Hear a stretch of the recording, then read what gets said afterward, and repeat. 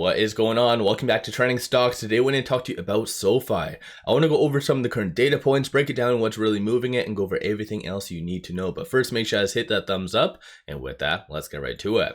So starting off, SoFi is up 0.89%, but it did have a very nice run to around $7. So we're back at that whole battle of the $7 range. But I want to just go over how this scenario is a little bit different. So when I go over volume, I typically like to figure out where it's coming from. So right now, 10.3 million shares being traded, 30 is the average. Majority of the time when it comes down to SoFi, it's either shorts, algorithmic trading, that's kind of making up the majority of the volume. Whereas today, it seems like institutions decided to buy. Same goes for after hours yesterday. So there was and is right now a lot of optimism. So the difference in why this actually matters is institutions make true support levels, whereas algorithmic trading piggybacking off of the market is good. It still causes stocks to go up, but it's pretty much hollow. There is no actual support. And if they turn off the AI, guess what happens to the stock? It just goes down because, again, there's no support. So this time is different when it comes to SoFi. And so I'm going to go over technicals and stuff like that. But right now, no actual news itself from SoFi, no SEC filings. Rather, it's just based on everything that's been coming out the last 48 hours and what that means for interest rate cuts, especially based on what Anthony also said in his interview. This is a very big deal for the broader market as well as SoFi. So 89.8% of a likelihood of a 25 basis point cut for the September meeting, and also for the November, there's now a 54.3% likelihood of a 25 basis point cut at that stage, because I would be factoring in we're already here. So in essence, I think that is very, very good for the broader market. That's what's causing somewhat of a FOMO kind of aspect to go on. So I'm going to go over some of the data points. As of right now, no new analyst ratings, nothing along those lines associated to SoFi. Shorts are increasing 112,000 shares. 17.77% of the free float is being shorted. Works out to be 184.47 million shares overall are being shorted. Utilization is 69.03, and then cost to borrow average is 0.62%. You do still see the cost to borrow minimum negative. Normally in the past, that only lasts like one day, and then the following day they double down, but this is now reoccurring back-to-back days where cost to borrow is negative, the minimum is negative. So yeah, there's some broker out there really trying to drum up some shorts to increase with SoFi, so it's kind of messed up for that.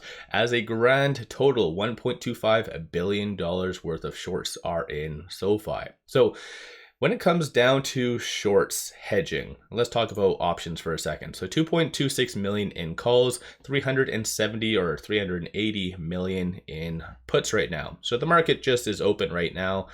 So it hasn't really populated the bull and bear kind of thing right now. And I think actually there's a glitch. It's not really working. But needless to say, a lot of money is getting into SoFi through options.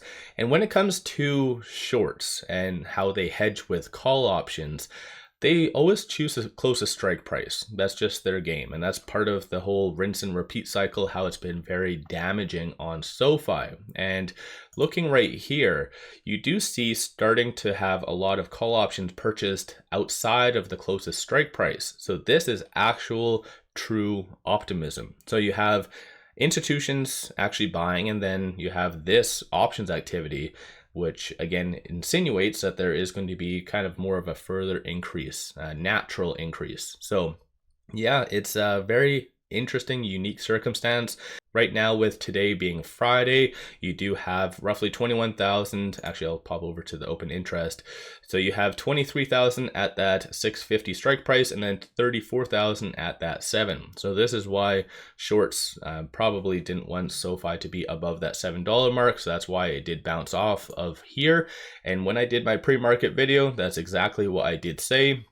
that most likely it was going to trade between this pivot point. So 675 is going to be the next strong support, and then that $7 range, because even though looking on the fib levels, 721 is going to be the next strong resistance, 7 is brought on by that options. So we've been here before, right? When it comes to manipulation and market makers and shorts not wanting it to get over certain strike prices. So just kind of keep that in mind. But in essence, if SoFi is able to close above 650, which given the circumstances, it looks like it is, then you're going to have 2.3 million shares being purchased come Monday by market makers. So that could add some nice good buying pressure first thing, continuing this very kick-ass momentum, and hopefully for it to be above that $7 mark.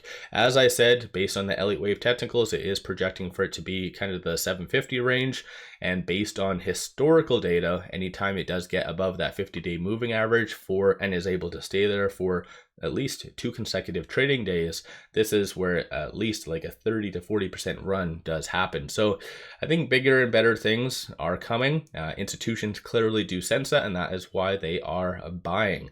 As a byproduct, you could potentially see a squeeze, maybe, if SoFi does continue to appreciate in stock price. Shorts will just naturally leave, even though there might be no specific catalyst to SoFi at the time.